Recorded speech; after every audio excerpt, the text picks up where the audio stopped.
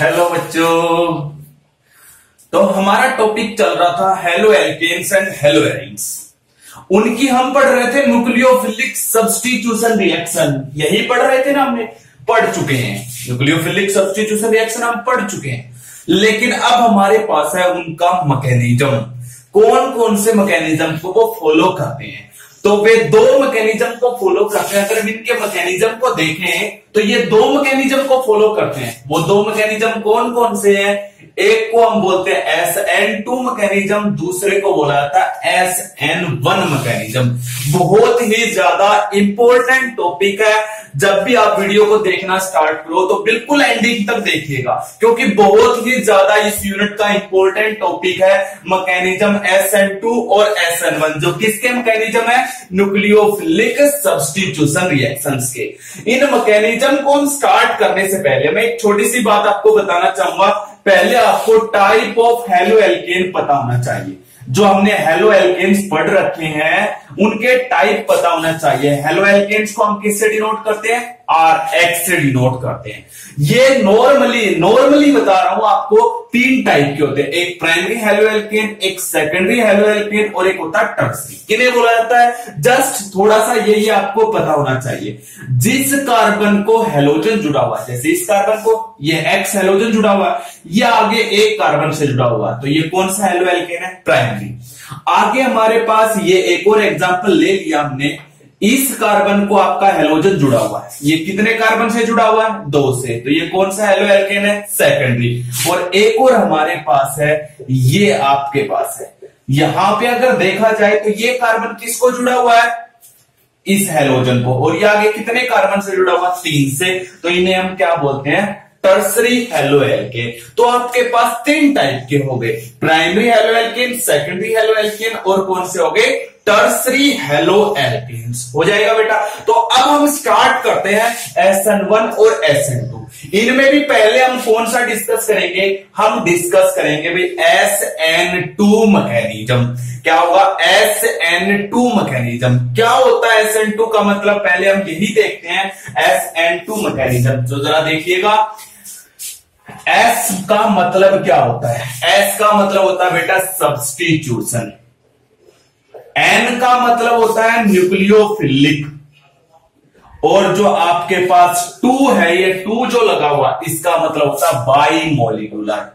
इसका मतलब क्या होता है? By molecular. इसलिए अगर मैं इसको इकट्ठा बोलना चाहूं तो बोला जाता है by molecular nucleophilic substitution reaction. एक एक वर्ड का मतलब तो हरियाणा बोर्ड में आया हुआ था, इसका क्या मतलब होता है। वैसे अगर हम इसको लिखना चाहे तो हम इसको लिखते हैं बाई मॉलिक्यूलर न्यूक्लियोफिलिक सब्स्टिट्यूशन। लिखा ऐसे जाता है, पहले ये लिखा जाएगा, फिर ये और फिर ये लिखा जाएगा। अब बाई मॉलिक्यूलर क्यों लिखा हुआ है? बाई मॉलिक्यूलर का मतलब बताता हूं। बाई मॉलिक्यूलर का मतलब ये है, ये जो आपकी रिएक्शंस हैं जो SN2 मैकेनिज्म को फॉलो करेगी। सभी हेलो एल्केन SN2 को फॉलो नहीं करते बेटा, कुछ SN1 को फॉलो करते हैं, कुछ SN2 को फॉलो करते हैं। लेकिन जो भी हेलो एल्केन आपका SN2 मैकेनिज्म को फॉलो करेगा, जो भी हेलो एल्केन SN2 मैकेनिज्म को फॉलो करेगा, वो by molecular nucleophilic substitution reaction को मैकेनिज्म को फॉलो कर रहा है। इसका मतलब ये है उसका सेकंड ऑर्डर रिएक्शन है। वो कौन सी रिएक्शन है? सेकंड ऑर्डर रिएक्शन है। ये क्या होता है? सेकंड ऑर्डर रिएक्शन, ये मैं आगे आपको बताऊंगा। और वैसे आपकी +2 क्लास की 4th यूनिट है केमिकल काइनेटिक्स, जिसके अंदर, या फिर हमने 7th यूनिट पढ़ी थी। कहां पे 7th यूनिट पढ़ी थी? +1 के अंदर, जिसके अंदर हमने पढ़ा था rate of reaction. Rate of reaction क्या होती है? रेट ऑफ रिएक्शन का मैंने मतलब बताया था, कोई रिएक्शन कितनी स्पीड से होती है, कोई भी रिएक्शन कितनी स्पीड से होती है, यानी कि कोई भी रिएक्टेंट कितनी तेजी से प्रोडक्ट में चेंज होता है, उसको हमने क्या नाम दिया था? Rate of reaction. तो रेट ऑफ रिएक्शन के अंदर ही हमारे पास आता है ऑर्डर ऑफ द रिएक्शन। तो ये सेकंड ऑर्डर रिएक्शन है। क्या मतलब होता है सेकंड ऑर्डर का? ये भी मैं आपको बताऊंगा धीरे धीरे सब कुछ, लेकिन इतना बस याद रखो एट प्रेजेंट में ये कौन से ऑर्डर की रिएक्शन होती है? It follow second order kinetics या सेकंड ऑर्डर रिएक्शन। ये कौन से ऑर्डर की रिएक्शन होती है, सेकंड ऑर्डर रिएक्शंस होती है। ये ऑर्डर कहां से आया सब कुछ हम बताएंगे, तो मैं धीरे धीरे यही एक्सप्लेन करता जाता हूं, बाद में हम SN2 को पढ़ेंगे।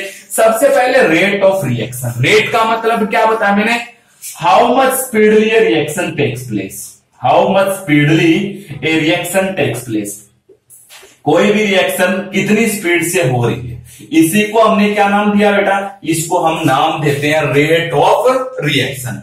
अब आपके पास ये बताओ, आपको कोई कह दे भी एक टीम है, उस टीम में 5 प्लेयर्स हैं और मैं ये कह दूं उसमें 4 प्लेयर तो बहुत ही अच्छे हैं, वेरी गुड, जिनकी परफॉर्मेंस भी बहुत अच्छी है, लेकिन एक जो प्लेयर है वो वीक प्लेयर है, एक प्लेयर वीक है। ये चारों तो जब भी टीम में खेलते हैं अपना बेस्ट देते हैं, बहुत ही अच्छा करते हैं, लेकिन ये एक जो है कभी अच्छा कर लेता कभी नहीं करता, क्योंकि ये वीक प्लेयर है। तो अभी ये बताओ इस टीम के जीतने की पॉसिबिलिटी, ये टीम किससे कभी भी खेलेगी तो जीतेगी या नहीं जीतेगी, ये किस पे डिपेंड है, इन 4 प्लेयर्स ने तो हमेशा अपना बेस्ट दिया है, हमेशा अपना क्या करते हैं, ये अच्छा करते हैं। लेकिन अगर ये वीक वाला प्लेयर भी जिस मैच में अच्छा करेगा, इसका मतलब इनके जीतने की पॉसिबिलिटी क्या हो जाएगी, बहुत ही ज्यादा हो जाती है। तो कोई भी टीम जीतेगी, ये किस पे, उसकी पॉसिबिलिटी किस पे डिपेंड होती है, उसका वीक प्लेयर कितनी परफॉर्मेंस अच्छी करता है, तो उसका वीक प्लेयर कितनी अच्छी परफॉर्मेंस कर रहा है। इसी तरीके से कोई भी रिएक्शन आपकी जो होती है ना, उसमें बहुत सारे स्टेप होते हैं, उनमें एक होता है स्लो स्टेप। कोई भी रिएक्शन आपकी होगी तो उसमें बहुत सारे स्टेप होते हैं, उनमें एक स्टेप हमेशा स्लो स्टेप जरूर से भी जरूर होता है, और बाकी स्टेप कैसे होते हैं, फास्ट स्टेप।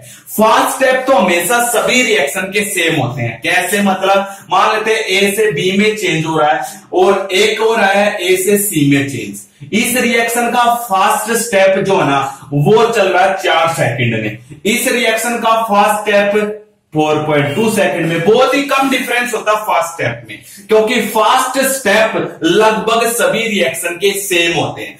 तो इसका स्लो स्टेप होता है 10 सेकंड में, लेकिन इसका स्लो स्टेप होता है 15 सेकंड के अंदर। तो अब ये बताओ कौन सी रिएक्शन पहले होगी, क्योंकि हमेशा इस रिएक्शन का स्लो स्टेप 10 सेकंड में पूरा होने के बाद फिर ये अपने फास्ट स्टेप की तरफ चलेगा, यानी कि टोटल ये रिएक्शन कितने सेकंड में हो जाएगी, 14 सेकंड में। लेकिन ये वाली रिएक्शन टोटल 15 और 4 19.2 सेकंड में। अब ये बताओ इसका ये टाइम जो ये बढ़ा किसके कारण, स्लो स्टेप के कारण। तो हमेशा जो भी रिएक्शन होती है उसके अंदर एक स्लो स्टेप होता है और एक कैसा स्टेप होता है, फास्ट स्टेप। कोई भी रिएक्शन स्पीड से होगी या नहीं होगी, ये उसके कौन से स्टेप पे डिपेंड करता है, स्लो स्टेप पे। किस पे डिपेंड करता है, स्लो स्टेप पे। इसलिए स्लो स्टेप को एक नाम दिया जाता है। आपसे बहुत बार क्वेश्चन पूछा हुआ, नीट, IIT, JEE, इनमें पूछा जाता है। स्लो स्टेप को हम बोलते हैं रेट डिटरमाइनिंग स्टेप। इसलिए हम स्लो स्टेप को क्या नाम देते हैं, रेट डिटरमाइनिंग स्टेप, या जिसको शॉर्ट फॉर्म में लिखा जाता है RDS, ऐसे लिखते हैं। क्यों, जो आपकी रेट है, रेट का मतलब क्या है, रिएक्शन स्पीड कितनी अच्छी होगी उसकी, वो स्पीडली होगी या नहीं होगी, वो किस पे डिपेंड करता है, स्लो स्टेप पे डिपेंड करता है। फिर इसने कहा स्लो स्टेप में अगर एक रिएक्टेंट, मान लेते हैं अब किसी रिएक्शन के अंदर 2 रिएक्टेंट है, एक ए और एक बी, ये दोनों रिएक्शन कर रहे हैं और AB बना रहे हैं, तो इस रिएक्शन का जो स्लो स्टेप है उसमें शायद दोनों रिएक्टेंट पार्टिसिपेट करें, या दोनों में से कोई एक रिएक्टेंट भी पार्टिसिपेट कर सकता है। मान लेते हैं दोनों में से केवल एक ही रिएक्टेंट पार्टिसिपेट कर रहा स्लो स्टेप में, तो इसका मतलब उस रिएक्शन की जो रेट है वो केवल और केवल किस पे डिपेंड कर रही है, एक रिएक्टेंट पे, और एक रिएक्टेंट पे डिपेंड कर रही है। इसे हम बोलते हैं फर्स्ट ऑर्डर रिएक्शन। इसे हम क्या नाम देते हैं, फर्स्ट ऑर्डर रिएक्शन। अगर इस रिएक्शन के स्लो स्टेप में इसके दोनों रिएक्टेंट पार्टिसिपेट करते तो इसे हम क्या नाम देते हैं, सेकंड ऑर्डर रिएक्शन। तो अब आप थोड़ा बहुत आइडिया लग गया होगा ये सेकंड ऑर्डर रिएक्शन क्यों लिखा है मैंने। इसलिए लिखा है क्योंकि जब हम SN2 मैकेनिज्म पढ़ेंगे ना तो इसके अंदर 2 रिएक्टेंट होंगे और जो स्लो स्टेप होगा उसमें दोनों रिएक्टेंट पार्टिसिपेट करेंगे। स्लो स्टेप में क्या करेंगे, दोनों रिएक्टेंट पार्टिसिपेट करेंगे। वो कैसे करेंगे वो हम आगे चल रहे हैं, वो हम आपको बताऊंगा कैसे करते हैं। ये इसलिए था भाई फर्स्ट ऑर्डर क्या होता है, सेकंड ऑर्डर। अगर स्लो स्टेप में एक रिएक्टेंट आएगा तो first order reaction, slow step में 2 रिएक्टेंट आएंगे तो second order reaction, slow step में 3 रिएक्टेंट आएंगे तो वो कौन से ऑर्डर की रिएक्शन हो जाती है, थर्ड ऑर्डर रिएक्शन। क्योंकि स्लो स्टेप रेट को बताता है और रेट से ही हमें ऑर्डर का पता चलता है। हो जाएगा बेटा। तो अब आइएगा SN2। अब फर्स्टली इसको उतार लीजिए, नोट कर लीजिए या स्क्रीनशॉट ले लीजिए।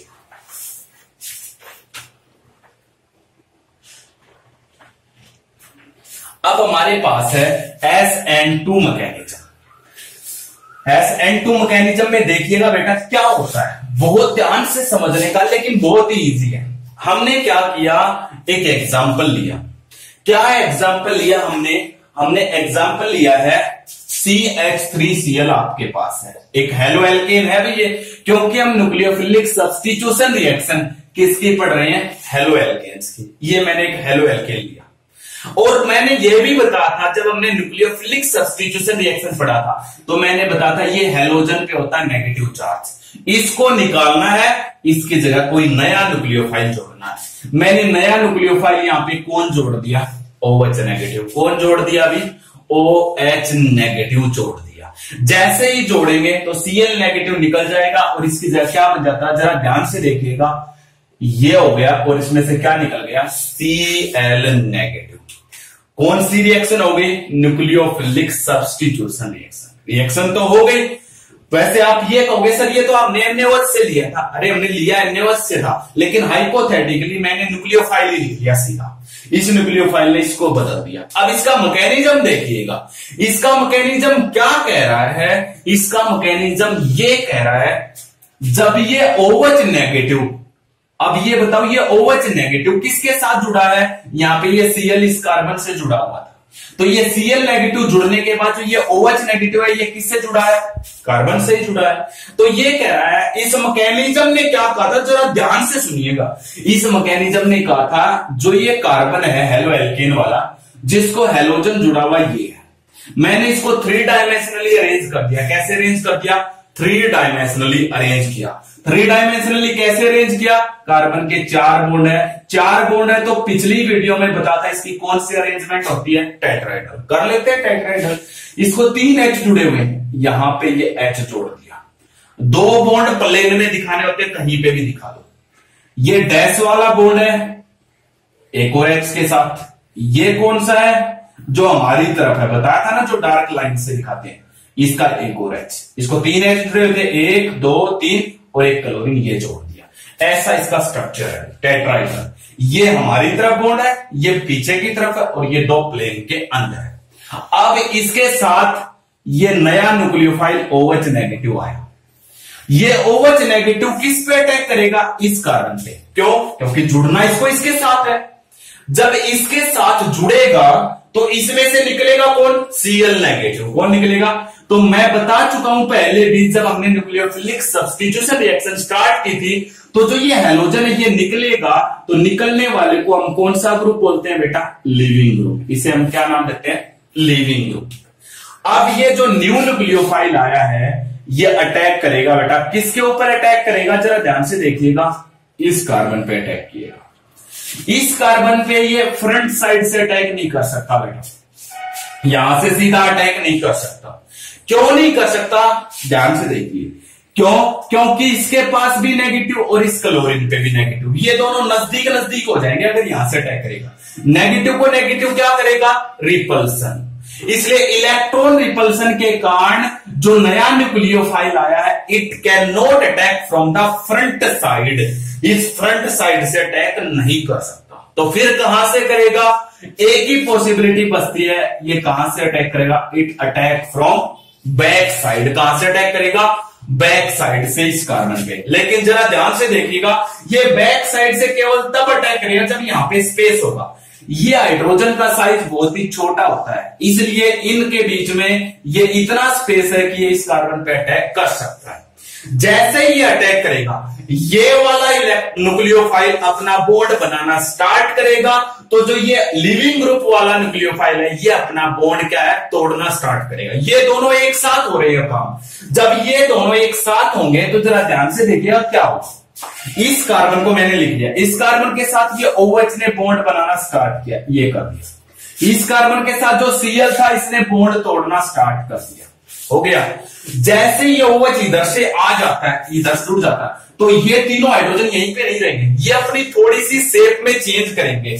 ये अपने आप को एक दूसरे से इतनी दूर अरेंज करेंगे ताकि रिपल्सन कम हो। एक चला जाता है ऊपर की तरफ, ये वाले दोनों कहां पे आ जाते हैं, ये यहां पे आ जाता है H, और ये वाला कहां पे चला जाता है, इधर चला जाता है। यानी कि मैं चाहूं तो इसको हमने किससे लिखा था, डैश वाले से, और ये हमसे जो नजदीक था ये हो गया। यहां पे इसे बोलते हैं ट्रांजिशन स्टेट। क्या नाम दिया जाता है, इसको बोलते हैं भाई ट्रांजिशन स्टेट। और ये ट्रांजिशन स्टेट कैसी होती है, अनस्टेबल होती है। क्यों है, क्योंकि इसमें कार्बन के 5 बॉन्ड दिखाई दे रहे हैं, 1 2 3 4 और 1 5, लेकिन कार्बन के कितने बॉन्ड होते हैं, 4। ये तो पॉसिबल ही नहीं है, इसलिए ये ट्रांजिशन स्टेट हाईली अनस्टेबल होती है। और जो अनस्टेबल होती है, यानी कि इस रिएक्शन जब ये रिएक्टेंट प्रोडक्ट में चेंज होगा तो उसके बीच में बनता, मैं बार बार बताता हूं, इंटरमीडिएट बनता है। लेकिन यहां पे क्या बना, ट्रांजिशन स्टेट। और ये ट्रांजिशन स्टेट कैसी है, अनस्टेबल। एक इंटरमीडिएट जैसे कि कार्बोकैटायन इंटरमीडिएट बना था हमने जो पीछे रिएक्शन पढ़ी थी, उनको हम आइसोलेट कर सकते हैं, अलग से निकाल सकते हैं। अब इसमें टर्सरी कार्बोकैटायन बन गया। लेकिन इस ट्रांजिशन स्टेट को अनस्टेबल होने के कारण हम आइसोलेट नहीं कर सकते, अलग से निकाल नहीं सकते। कैन नॉट आइसोलेट इट, यानी कि हम इसको अलग से निकाल के दिखा नहीं सकते भी ये ट्रांजिशन स्टेट है। तो अब हमारे पास ये ट्रांजिशन स्टेट अनस्टेबल है क्योंकि इसमें कार्बन के कितने बॉन्ड है, 5। आप दिखाओगे, इसलिए हम इसको क्या नहीं कर सकते, आइसोलेट नहीं कर सकते। एक और पते की बात है, यहां पे कार्बन के 4 बॉन्ड है, इसलिए कौन सी हाइब्रिडाइजेशन है, sp3, आपको पता है। अब आधे से ज्यादा बच्चे कहेंगे सर यहाँ पे 5 बॉन्ड है, तो 5 बॉन्ड पे तो कौन सी हाइब्रिडाइजेशन बननी चाहिए, sp3d। नहीं भी गलत है, ये 2 बॉन्ड तो कंप्लीटली बने ही नहीं है। एक साथ साथ टूट रहा है तो दूसरा क्या है, बन रहा है। दोनों काम एक साथ हो रहे हैं। ये 3 बॉन्ड प्रॉपरली है, इसलिए इस कार्बन की कौन सी हाइब्रिडाइजेशन है, sp2। आपसे पूछा जा सकता है ट्रांजिशन स्टेट जो SN2 मैकेनिज्म में बनती है उसमें कार्बन की हाइब्रिडाइजेशन क्या होती है, sp2। इसको हम आइसोलेट नहीं कर सकते। अब फाइनली क्या होगा, ये ओ लिविंग ग्रुप यानी कि ये न्यूक्लियोफाइल निकल जाएगा और नया OH जुड़ जाएगा। अब जुड़ेगा कैसे, जरा ध्यान से देखिएगा।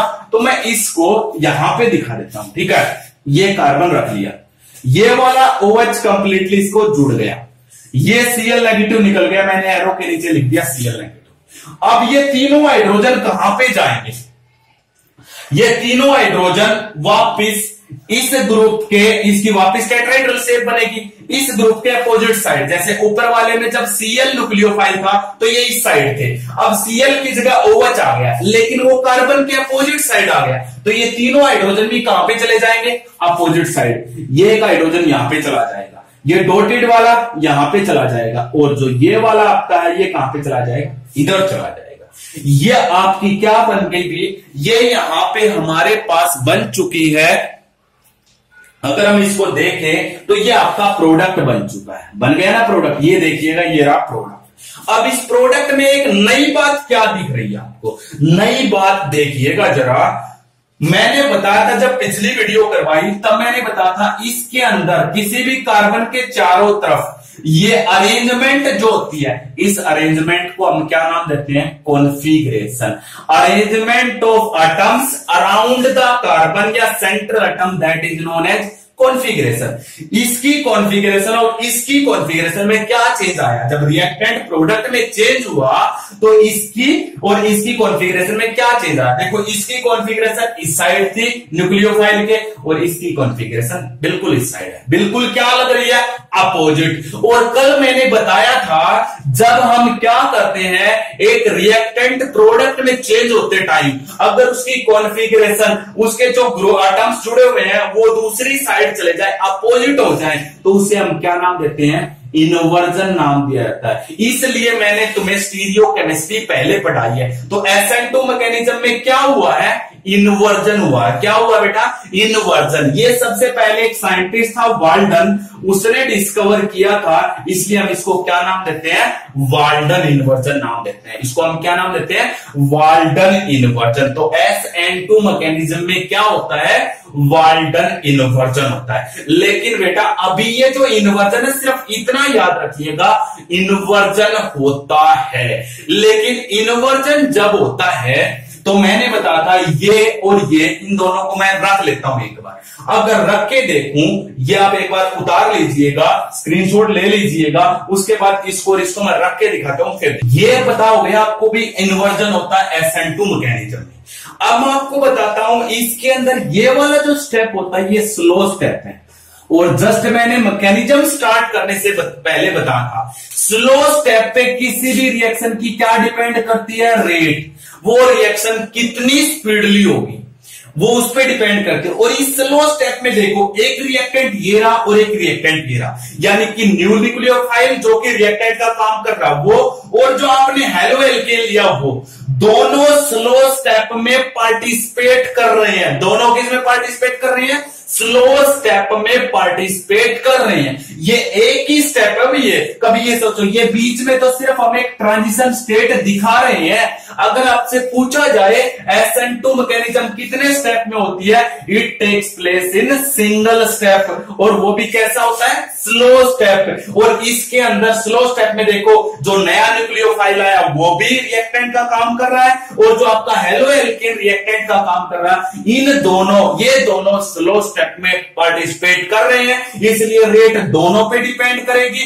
और जब रेट दो रिएक्टेंट पे डिपेंड करती हो तो वो कौन से ऑर्डर की रिएक्शन होती है बेटा, सेकंड ऑर्डर रिएक्शन। कैसी होती है, सेकंड ऑर्डर रिएक्शन। इसलिए अगर आपसे कहा जाए SN2 में रेट कैसे लिखते हैं, तो रेट डायरेक्टली प्रोपोर्शनल। कौन कौन से रिएक्टेंट है, एक तो आपका हेलो एल्केन है, इस हेलो एल्केन को मैं RX से लिख सकता हूं, शॉर्टली लिख लिया। और दूसरा कौन है, न्यू न्यूक्लियोफाइल। न्यू न्यूक्लियोफाइल अगर आप OH लोगे तो OH लिखोगे यहां पे, अगर CN नेगेटिव लेते तो CN नेगेटिव लेते, वो आपकी इच्छा जो भी लोगे। और इस प्रोपोर्शनलिटी को हटा के क्या लगाएंगे हम यहाँ पे, कांस्टेंट, जिसे हम रेट कांस्टेंट बोलते हैं। बाकी वही, ये आपका हेलो एल्केन और ये आपका नया न्यूक्लियोफाइल, दो रिएक्टेंट पे डिपेंड करता है, इसलिए कौन से ऑर्डर की रिएक्शन होगी, सेकंड ऑर्डर की रिएक्शन हो गई है, हो जाएगा। अब एक बात बताओ, ये स्लो स्टेप आप फास्ट बना सकते हो थोड़ा सा, इस स्लो स्टेप को आप क्या बना सकते हो, फास्ट। कैसे, जो आपका ये ग्रुप है जिसको हम लिविंग ग्रुप बोलते हैं, जिसको हम क्या नाम देते हैं, ओल्ड न्यूक्लियोफाइल, जिसको निकालना है, खींचना बाहर। अगर ये बॉन्ड स्ट्रॉन्ग होगा तब ये आसानी से बाहर निकलेगा, या वीक होगा तब आसानी से बाहर। अगर ये बॉन्ड वीक होगा, यानी कि लिविंग ग्रुप जो है फास्टली निकल जाता है, जो इजीली निकल जाता है, अगर यहां से ये लिविंग ग्रुप आसानी से निकल गया तो आपका नया न्यूक्लियोफाइल आसानी से जुड़ पाएगा। इसलिए ये रिएक्शन की रेट इस पे भी डिपेंड करती है, जो ये आपका ओल्ड न्यूक्लियोफाइल है, इसने कितना स्ट्रॉन्ग बॉन्ड बना रखा है, ये कितनी आसानी से इसमें से निकलता है। इसलिए आपसे पूछा जाए SN2 मैकेनिज्म में कौन सबसे फास्टली रिएक्टिव होगा, कब, हम 3-4 एग्जांपल लेते हैं, उनमें पूछता है। तो इसको मैं कर दूं साफ, तो देखिएगा जरा, ये मैंने हटा दिया है, ये आपके पास अब भी है, ठीक है। मान लेते हैं आपके पास एक ये अल्काइल हैलाइड है, दूसरा ये अल्काइल हैलाइड है, तीसरा ये आपके पास 3 है।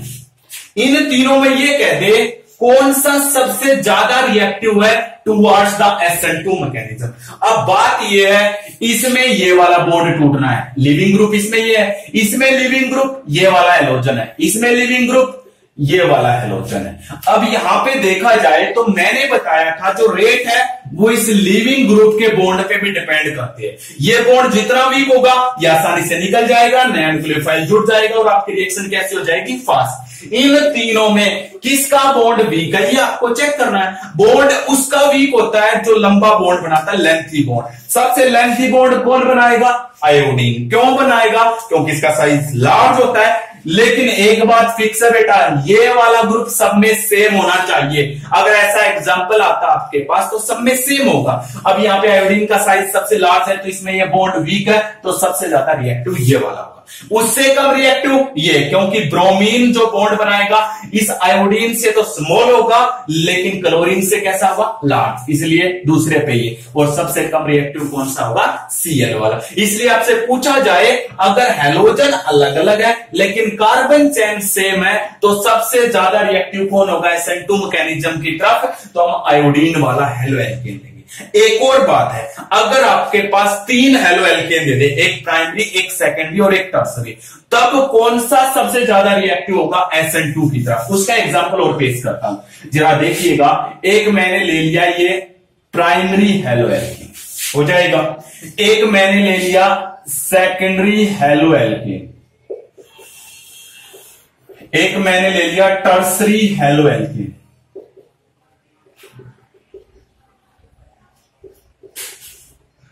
और तीनों में हैलोजन सेम रखा हुआ, तीनों में कौन है, क्लोरीन। इसका भी स्ट्रक्चर बना देता हूं मैं। इसको एक तरफ CH3 जुड़ा हुआ है, एक तरफ हाइड्रोजन और दूसरी तरफ भी हाइड्रोजन। इसको भी एक तरफ CH3, एक तरफ फिर CH3 और एक और तरफ क्या जुड़ा हुआ, हाइड्रोजन। ये प्राइमरी हेलो एल्केन है, ये सेकेंडरी है और ये टर्सरी है। इन तीनों में कौन सबसे ज्यादा रिएक्टिव है टुवर्ड्स द SN2 मैकेनिज्म। अब बात ये है, इन तीनों की रिएक्शन अगर मैं करवाऊं SN2 मैकेनिज्म से OH नेगेटिव डाल के, तो OH नेगेटिव डालने के बाद OH नेगेटिव अटैक कहां पे करता है, सिर्फ आपको ये बताना है। OH नेगेटिव उस कार्बन पे अटैक करता है जिसको हैलोजन जुड़ा हुआ है। जैसे इस केस में इस कार्बन पे अटैक करेगा, इस केस में इस कार्बन पे अटैक करेगा और इस केस में इस कार्बन पे अटैक करेगा। लेकिन बेटा मैंने बताया कहां से अटैक करता है, बैक साइड से। अगर मैं इसके ऊपर OH नेगेटिव डालूं, इसके ऊपर, तो ये यहां से अटैक करेगा बैक साइड से। लेकिन मैंने बताया ये बैक साइड से केवल तब अटैक कर सकता है जब यहां पे स्पेस होगा। ये वाला ग्रुप बड़ा है लेकिन ये दोनों छोटे हैं, इसलिए स्पेस दे देंगे इस कार्बन पे अटैक करने के लिए, अटैक हो जाएगा। इस केस में देखिएगा, अगर मैं इस पे OH नेगेटिव डालूं, इसका साइज भी लार्ज है, इसका साइज भी लार्ज है, लेकिन इसका साइज स्मॉल है, फिर भी थोड़ा बहुत स्पेस मिल जाएगा बैक साइड से अटैक करने के लिए। लेकिन इसमें स्पेस ज्यादा है या इसमें, अरे इसमें तो एक ही बड़ा ग्रुप है लेकिन इसमें 2 बड़े ग्रुप है, इसलिए अटैक करने के लिए इसमें स्पेस कम है, इसमें ज्यादा है, इसलिए अटैक करने की इसमें पॉसिबिलिटी ज्यादा है, इसमें कम है। तो यहां से देखा जाए तो ये मोर रिएक्टिव होगा, ये कौन सा हो गया, लेस रिएक्टिव। चलो प्राइमरी और सेकेंडरी में पता चल गया, प्राइमरी ज्यादा रिएक्टिव हुआ, सेकेंडरी कम। अब टर्सरी की बात करते हैं। अगर मैं टर्सरी के ऊपर OH नेगेटिव का अटैक करवाता तो ये ग्रुप ही बड़ा है, ये ग्रुप ही बड़ा और ये ग्रुप ही बड़ा है। क्या OH नेगेटिव बैक साइड से अटैक कर सकता है? स्पेस ही नहीं है बेटा, कहां से अटैक करेगा। इसलिए टर्सरी क्या होता है, very less reactive towards the SN2 mechanism. इसलिए सबसे फास्टली रिएक्टिव कौन होगा, प्राइमरी, क्योंकि इसमें बैक साइड से अटैक करने के लिए जगह होती है। यहां पे जो ग्रुप जुड़े हुए हैं स्मॉल साइज के होते हैं। स्मॉल साइज के ग्रुप जहां पे होना वहां पे स्टीरिक हिंड्रेंस कम होती है। क्या मतलब होता है स्टीरिक हिंड्रेंस? स्टीरिक हिंड्रेंस का मतलब होता है भीड़ भाड़ वाला इलाका। यहां पे भीड़ नहीं है, इस कार्बन पे अटैक करने के लिए स्पेस है। यहां पे भीड़ हो गई इन 2 बड़े ग्रुप के कारण, फिर भी थोड़ा बहुत स्पेस है, यहां पे तो बहुत ज्यादा भीड़ हो गई है, अटैक ही नहीं हो सकता नया न्यूक्लियोफाइल का। इसलिए हम इसे क्या बोलते हैं, सबसे ज्यादा रिएक्टिव कौन होगा, प्राइमरी, उससे कम सेकेंडरी और सबसे कम कौन सा होगा, टर्सरी। और इसका रीजन आप क्या दोगे, due to steric hindrance there is no space to attack new nucleophile in case of tertiary haloalkane, so it is least reactive. But in case of low steric hindrance, भीड़ कम है, new nucleophile can attack from the backside and can form, so it is more reactive. तो primary, secondary और tertiary का order क्या आएगा, SN2 के case में सबसे ज्यादा रिएक्टिव प्राइमरी, उससे कम सेकेंडरी और उससे कम क्या होगा, टर्सरी। बहुत ही इंपॉर्टेंट, अभी SN2 मैकेनिज्म रट लेना, नहीं तो आप कैसे भी कर लेना इसको अच्छे से। लेकिन अगर आप मेरी वीडियो को 1 से 2 बार या 3 बार देखोगे ना, आपके माइंड में बिल्कुल फिट हो जाएगा बेटा। तो ये था SN2 मैकेनिज्म, हो जाएगा। आप इसका स्क्रीनशॉट ले लीजिएगा। फिर हम बात करते हैं इसकी स्टीरियोकेमिस्ट्री की।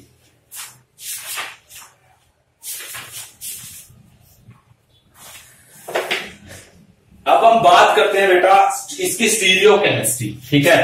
क्या मतलब होता है एक बार देखिएगा जरा SN2 मैकेनिज्म का स्टीरियोकेमिस्ट्री, SN2 मैकेनिज्म की स्टीरियोकेमिस्ट्री। क्या मतलब है स्टीरियोकेमिस्ट्री का? मतलब आपने पढ़ा है SN2 मैकेनिज्म में इन्वर्जन होता है, लेकिन बेटा मैं आपको एक बात बता देता हूं, इन्वर्जन केवल ऑप्टिकल आइसोमर्स के बीच में हो सकता है। किनके बीच में हो सकता है? Optical isomers. ये बात ध्यान में लेना, ऑप्टिकल आइसोमर्स के बीच में, अदरवाइज इन्वर्जन हो ही नहीं सकता। ऑप्टिकल आइसोमर्स कौन शो करते हैं? ऑप्टिकल आइसोमेरिज्म कौन से शो करते हैं? यह आपको पता है। कौन शो करता है? उनके अंदर या तो कायरल कार्बन होनी चाहिए। कायरल कार्बन का मतलब क्या बताता? जिस कार्बन को 4 ग्रुप अलग अलग, एक XY एक जुड़ा हुआ है, एक Y जुड़ा हुआ है, एक Z जुड़ा हुआ है, एक चारों ग्रुप अलग अलग जुड़े हुए हैं। इस कायरल कार्बन को हम क्या नाम देते हैं? एसिमेट्रिक कार्बन भी बोलते हैं। क्या नाम दिया जाता है बेटा? Asymmetric carbon.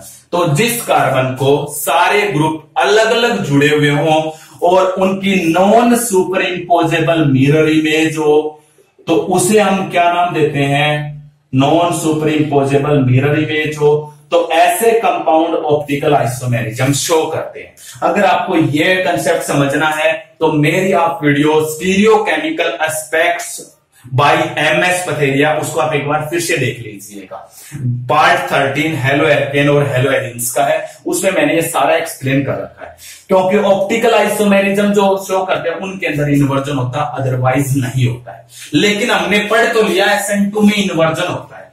जरा ध्यान से देखिएगा, ये इन्वर्जन हमने क्यों लिखा है? हमने तो सिर्फ बाहर से देखा है, अभी स्टीरियोकेमिस्ट्री उस पर लगाई नहीं थी, और स्टीरियोकेमिस्ट्री लगाई नहीं थी इसलिए हमने बाहर से लिख दिया इन्वर्जन। लेकिन आपसे ऑप्शन में आ जाए, वैसे आ जाए, तो आप लिखोगे जरूर इन्वर्जन होता है। लेकिन अगर आपसे कोई एग्जाम्पल आ जाए तब आप कैसे बताओगे रियल में इन्वर्जन होगा या नहीं होगा? जैसे SN2 में मैंने ये एग्जाम्पल आपके सामने पेश किया था, यह आपने किया था, और ये यहां पे H और ये Cl था, OH नेगेटिव जोड़ने के बाद ट्रांजिशन स्टेट बनी और इसमें फाइनल आपका ये प्रोडक्ट बन गया था। यही बना था ना बेटा? ये आपका प्रोडक्ट बन गया था। लेकिन इस प्रोडक्ट को अगर आप देखोगे तो यहां पे इन्वर्जन नहीं है। आप तो कहोगे सर ये तो देखो इसकी और इसकी कॉन्फ़िगरेशन अपोजिट है, इसी को इन्वर्जन बोलते हैं। लेकिन इसको इन्वर्जन ऐसे नहीं कहा जाता। अभी इन्वर्जन कैसे होगा? हम इसको किसी भी एंगल से रोटेट करें, रोटेट करने के बाद इसकी मिरर इमेज इसके ऊपर फिट नहीं होनी चाहिए। यानी कि मिरर इमेज कैसी बननी चाहिए? Non super imposable. हमने जो स्टीरियोकेमिस्ट्री पढ़ी थी इस यूनिट के अंदर, उसके अंदर मैंने बताया था इसको एक बार कितने एंगल से रोटेट करके देखो, 180 डिग्री के एंगल से रोटेट करके देख लो। हम इसको रोटेट करके देखेंगे और फिर इसको इस पे जचा के देखेंगे। अगर ये इसके ऊपर फिट नहीं हुआ तो इसका मतलब नॉन सुपर इम्पोजेबल है। नॉन सुपर इम्पोजेबल है तो ऑप्टिकल आइसोमर्स है, ऑप्टिकल आइसोमर है तो उसके अंदर क्या होगा? इन्वर्जन। इसको 180 डिग्री के एंगल से रोटेट करोगे तो ये वाला पार्ट यहां पे आ जाएगा बेटा, ये वाला पार्ट इधर आ जाएगा, ये यहां पे आ जाएगा और ये वाला यहां पे आ जाएगा। अब इसको उठा के अगर इस पे रखूं तो बिल्कुल फिट होगा। Cl का और OH का कोई डिफरेंस नहीं, अरे फिट हो रहा है, ये इसके ऊपर फिट हो रहा है। तो क्या इसमें इन्वर्जन हुआ बेटा? नहीं हुआ। SN2 मैकेनिज्म जरूर है लेकिन इन्वर्जन नहीं हुआ। तो SN2 में इन्वर्जन कब होगा उसकी कंडीशन सुनो अब। इसलिए हम पढ़ रहे हैं स्टीरियोकेमिस्ट्री ऑफ SN2 मैकेनिज्म।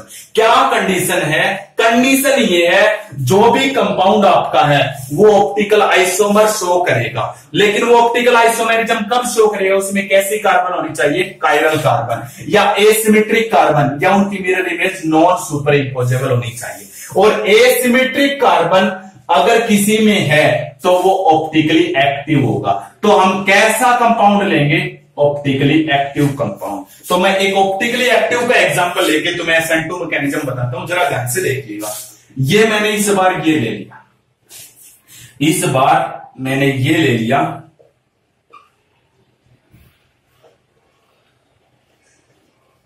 ये देखिए बेटा। अब मैंने क्या किया? इसके ऊपर OH नेगेटिव डाल दिया, तो आपका फाइनल प्रोडक्ट क्या बनेगा? Cl की जगह OH आ जाएगा, ऐसा कुछ बन जाएगा। ये CH3 यहां पे, ये C2H5 यहां पे, और ये H ये रहा। ये बन गया बेटा। अब आप क्या करो, इसको भी 180 डिग्री के एंगल से रोटेट करके देखो। ये मैंने कर दिया 180 डिग्री के एंगल से रोटेट करने के बाद इसका नया स्ट्रक्चर देखो, ये OH यहां पे आ जाएगा, ठीक है, ये OH यहां पे आएगा, ये CH3 यहीं पे रहेगा। इन दोनों में चेंज आता है, जो हमारी तरफ है वो तो चला जाता है पीछे की तरफ, जो पीछे है वो हमारी तरफ आ जाता है। ये डैश वाला इसकी जगह तो आ जाएगा ये वाला, और इस डैश वाला ये यहां पे आ जाएगा C2H5 ये।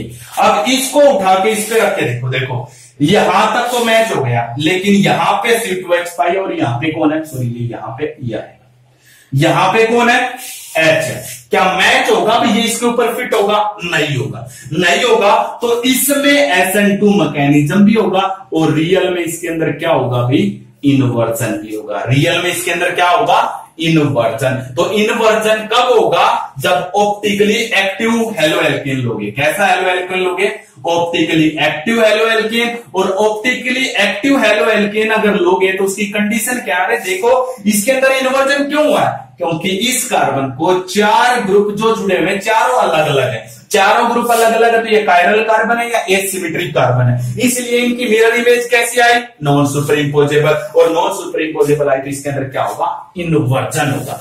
अब मैं कह सकता हूं इसका ये इन्वर्जन है, तो ये एक दूसरे के ऑप्टिकल आइसोमर्स हैं। ये एक दूसरे के क्या है, ऑप्टिकल आइसोमर्स होते हैं। जो इन्वर्जन होने के बाद बनते हैं वो एक दूसरे के ऑप्टिकल आइसोमर्स। और जो ऑप्टिकल आइसोमर्स होते हैं उनको मैंने एक और नाम दिया था, उन्हें हम क्या नाम देते हैं, एनेंसियोमर्स भी नाम दिया जाता है। ये था भी आपके पास SN2 मैकेनिज्म की स्टीरियो केमिस्ट्री, जो बहुत ज्यादा इंपॉर्टेंट है। अब आधे कहेंगे सर ये भी तो इस पे फिट नहीं हो रहा, अरे इसको किसी भी एंगल से रोटेट करने के बाद ये इस पे फिट नहीं होना चाहिए। मैंने 180 से रोटेट करके देखा तो ये इसके ऊपर फिट हो गया।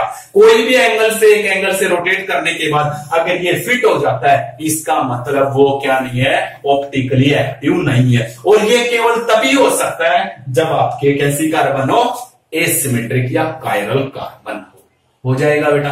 अब हमारे पास है फैक्टर्स अफेक्टिंग SN2 मैकेनिज्म। कौन कौन से मैकेनिज्म है, सॉरी SN2 मैकेनिज्म को कौन कौन से फैक्टर्स अफेक्ट करते हैं, हो जाएगा। तो देखिए जरा, फैक्टर्स अफेक्टिंग SN2 मैकेनिज्म।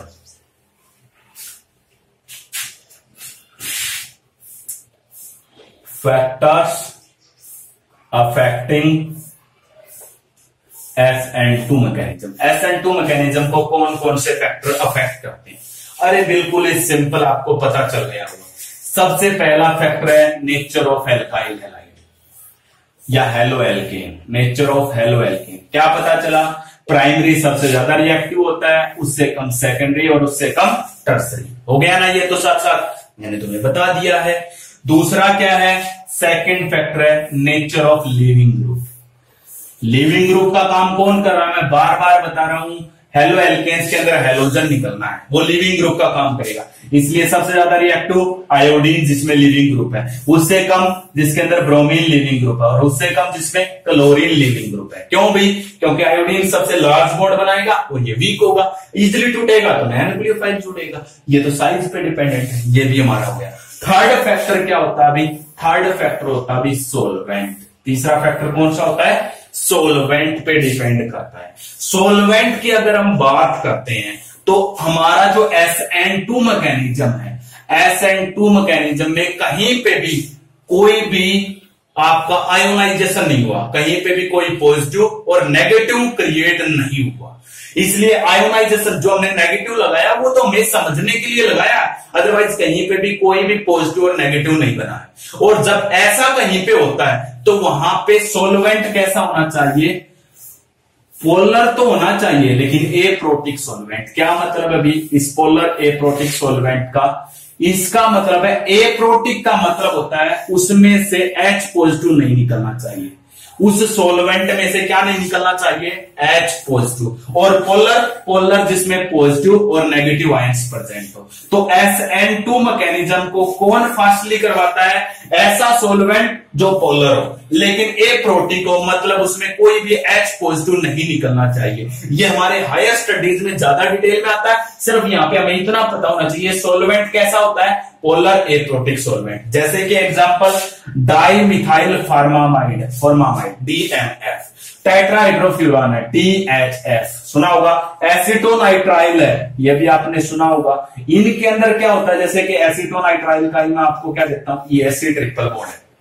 अगर अच्छे से बात करूं तो इस पे नेगेटिव और इस पे पॉजिटिव, नेगेटिव और पॉजिटिव के कारण ये कैसा है, पोलर, लेकिन इसमें कोई H पॉजिटिव नहीं निकलेगा, इसलिए कैसा है, एप्रोटिक सोलवेंट। तो ये पोलर एप्रोटिक सोलवेंट के अंदर होता है, हो जाएगा। और एक और लास्ट है फोर्थ, जिसके ऊपर डिपेंड करती है नेचर ऑफ न्यू न्यूक्लियोफाइल।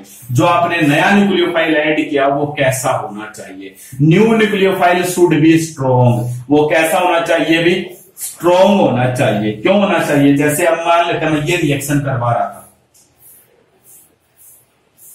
आपने ये रिएक्शन करवाई, इसको निकाला OH नेगेटिव। अगर ये वीक होता तो ये यहां पे जुड़ता ही नहीं, ये बॉन्ड टूट ही नहीं पाता, क्योंकि ये वीक बॉन्ड बनाएगा और वीक बॉन्ड बनाने से इतनी एनर्जी नहीं निकल पाती जो इस बॉन्ड को तोड़ पाती। ये जब नया बॉन्ड बनाएगा ना तब एनर्जी रिलीज होगी और उस एनर्जी का यूज इस बॉन्ड को तोड़ने में होगा। अगर ये वीक न्यूक्लियोफाइल होगा ना बेटा तो ये टूटेगा ही नहीं, टूटेगा नहीं तो ये जुड़ेगा भी नहीं। इसलिए न्यूक्लियोफाइल कैसा होना चाहिए, स्ट्रॉन्ग होना चाहिए। अगर न्यूक्लियोफाइल स्ट्रॉन्ग है तभी आपका कौन सा मैकेनिज्म होगा, SN2 मैकेनिज्म।